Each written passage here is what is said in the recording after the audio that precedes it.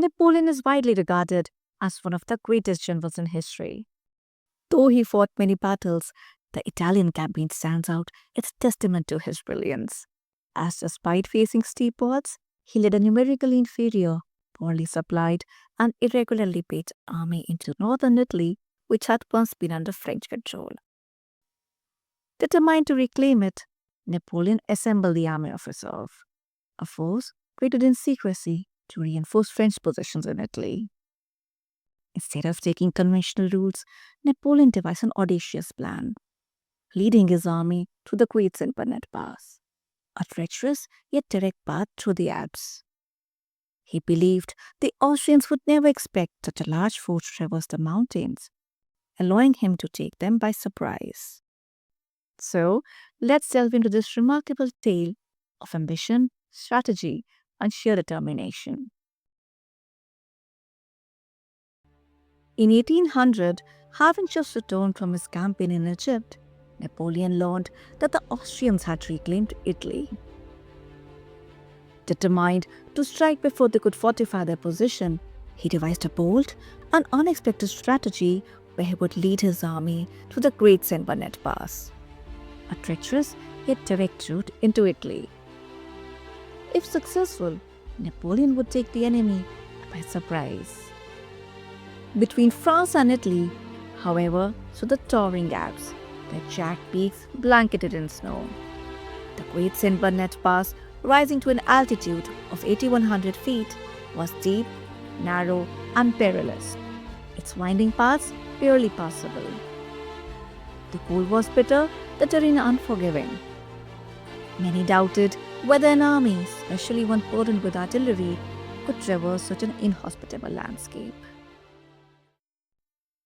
Napoleon asked his scouts, "Is it possible to cross the Alps?" They hesitated. One finally answered, "It may be possible, but—" Napoleon interrupted. "History favors the bold. Let's move." The army, consisting of over 40,000 soldiers, began its march, stretching nearly 20 miles along the perilous path. The steep inclines and rough terrain made it impossible for wheeled artillery to pass. Thus, the cannons were dismantled, their metal frames packed into specially crafted chests and loaded onto mules. In places where even mules could not advance, soldiers dragged the artillery by hand, inching their way up the frozen slopes. For 5 grueling days, they battled exhaustion, frigid winds, and treacherous ice. And at last, they reached the hospice at the summit, a monastery that had long served as a refuge for weary travelers. The descent into Italy, though less arduous, still required caution.